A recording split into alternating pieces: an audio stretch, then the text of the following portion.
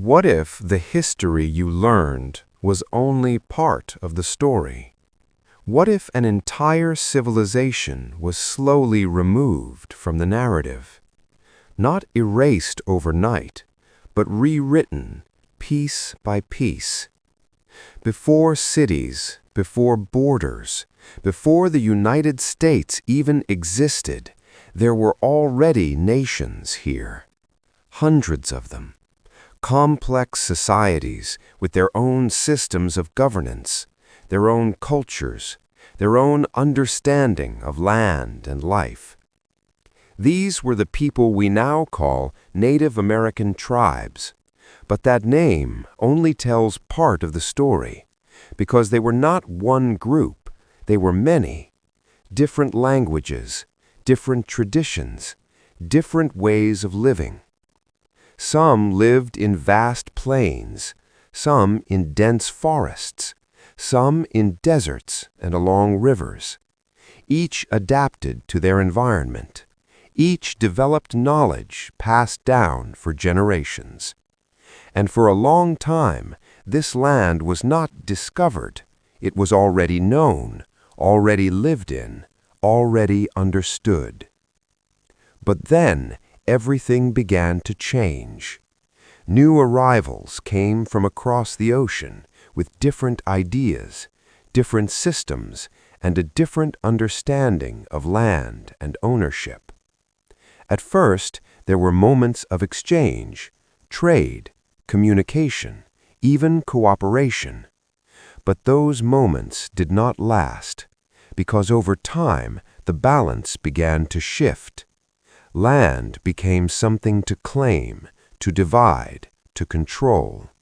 And once that idea took hold, conflict became almost inevitable. But this story is not just about conflict, it's about something deeper. Because what followed was not only the loss of land, it was the gradual disappearance of stories, of identities, of entire ways of life. And it didn't happen all at once. It happened slowly, through policies, through systems, through decisions made over generations. Some of these actions were visible, others were not. Because history is not only shaped by what is done, but also by what is remembered and what is forgotten. So the question is not just what happened, but why so much of it was left out of the story. To understand that, we have to go back to a time before the erasure began.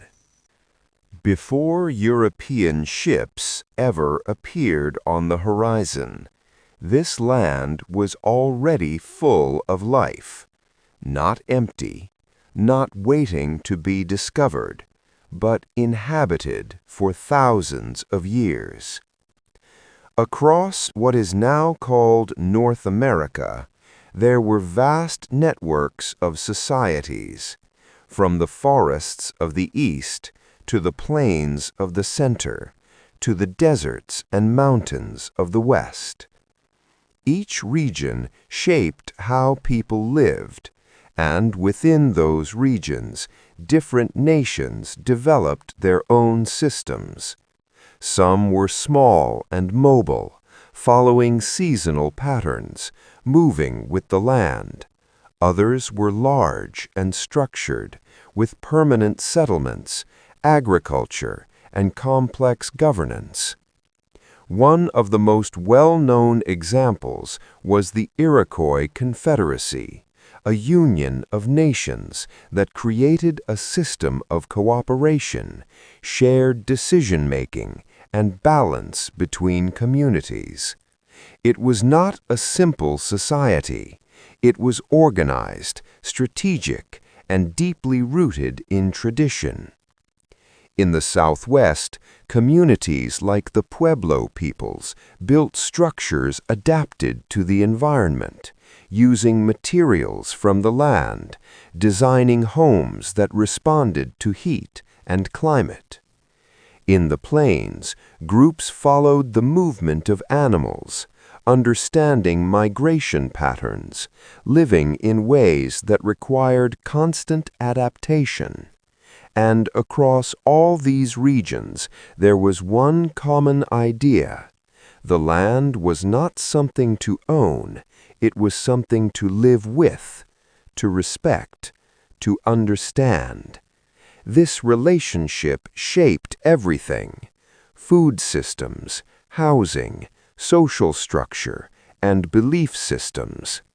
Knowledge was passed down through generations, not written in books, but carried through stories, through memory, through practice. And this knowledge was deeply connected to the environment, understanding seasons, water sources, animal behavior, plant life. It was not random survival, it was a system, a way of life refined over centuries. And for a long time, it remained stable, not perfect, but sustainable, balanced with the land and the people living on it. But this balance would not remain untouched, because the arrival of new systems would begin to change everything. Not all at once, but slowly. At first through contact, then through pressure, and eventually through control. And with that change, the foundation of these societies would begin to shift, not just physically, but culturally. Because when a system is disrupted, it is not only land that is affected, it is identity. And once identity begins to change, the story itself begins to change with it. At first, the changes were not immediate. Contact between indigenous nations and Europeans began slowly. There were moments of cooperation, trade agreements, shared knowledge. But beneath that surface, a deeper shift was already beginning. Because the two sides did not see the world the same way. For many indigenous societies, land was not owned. It was shared, respected, lived with. But for European settlers, land represented control, ownership, expansion. And once that idea took hold, everything began to change. As more settlers arrived, the demand for land increased, and with that demand, pressure began to build. At first, through treaties, agreements made between indigenous nations and the expanding United States. But many of these treaties were not equal. Terms were often misunderstood, broken, or changed over time. Land was gradually taken, piece by piece, sometimes through negotiation, sometimes through force. And as land was lost, communities were displaced, forced to move away from areas they had lived in for generations. One of the most well-known examples of this displacement is the Trail of Tears. In the 1830s, thousands of indigenous people were forced to leave their homes, walking long distances under harsh conditions. Many did not survive the journey, and those who did arrived in unfamiliar lands far from their original homes. But the removal of people was only one part of the story, because something else was happening at the same time: the rewriting of history. As the United States expanded, a new narrative began to take shape, one that centered on growth, progress, and expansion, often referred to as manifest destiny. The belief that expansion across the continent was not only justified, but inevitable. And within that narrative, indigenous presence was often minimized or ignored entirely, because acknowledging it would challenge the story being told. So gradually, the focus shifted from who was already there to who was arriving, and with that shift, a form of erasure began, not always through direct action, but through omission, through what was not included in the story. Because when something is left out long enough, it begins to disappear from memory. And this process would continue in ways that were even more systematic in the years to come. As time went on, the approach began to change. It was no longer only about land. It became about identity. Because removing people from land did not fully remove their presence. Their languages, their traditions, their beliefs still remained. So a new system began to take shape, one that focused not just on where people lived, but on how they lived. And one of the most significant tools used in this process was the creation of boarding schools. These were institutions designed to separate Indigenous children from their families. Children were taken, often at a young age, and placed into environments where their culture was not supported. Their languages were discouraged, sometimes even punished. Their clothing was changed, their names were replaced, and their traditions were suppressed. The goal was not simply education, it was assimilation, to reshape identity to fit into a different system. This approach is often associated with policies described as American Indian boarding school system, a system that operated for decades and affected generations of families. Because when children grow up separated from their culture, the connection begins to weaken. And when that happens across many communities, the impact becomes widespread. Languages begin to fade. Traditions become harder to maintain. Stories are no longer passed down in the same way. And over time, cultural continuity is disrupted. But the effects were not only cultural, they were also emotional. Families were separated, communities were fractured, and identity became something complicated, something that had to be navigated between two worlds. At the same time, representations in mainstream history continued to shift.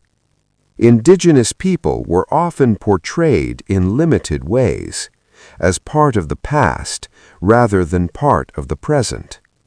And this reinforced the idea that their role in history was finished, even though that was far from the truth. Because Indigenous communities did not disappear, they adapted, they endured. But their stories were often not given the same space. And when stories are not told, they become harder to see, harder to understand, and easier to overlook. But this is not where the story ends, because in more recent times there has been a growing effort to bring these histories back into focus, to recognize what was lost, and to understand what still remains. Today, the story is still unfolding, because the past did not simply disappear. Its effects continue into the present. Across the United States, Indigenous communities still exist, still living, still adapting. The Native American tribes are not just part of history, they are part of today. But the challenges did not end with the past. Issues related to land, representation, and cultural preservation still remain. Some communities continue working to protect their languages, to preserve traditions, to pass knowledge to the next generation. Because once something is lost, it is not always easy to recover. But recovery is possible. In recent years, there has been a growing effort to acknowledge these histories, to revisit the narratives that were once incomplete. Educational systems, museums, and public discussions have begun to include more perspectives, not as additions, but as essential parts of the story. Because history is not fixed, it evolves as new voices are heard and as more complete pictures are formed. But understanding history requires more than information. It requires awareness, a willingness to question what we think we know, and to recognize what may have been missing. Because when stories are incomplete, our understanding is incomplete too. And when we begin to fill in those gaps, we don't just change the past, we change how we see the present and how we think about the future. So the question is not just what was erased, but what is being rediscovered now, and what still remains unseen. Because history is not only about what happened, it's also about what we choose to remember and what we choose to learn from it. If this story made you see history differently, take a moment and think about the stories we might still be missing. Because sometimes the most important parts of history are the ones we were never taught.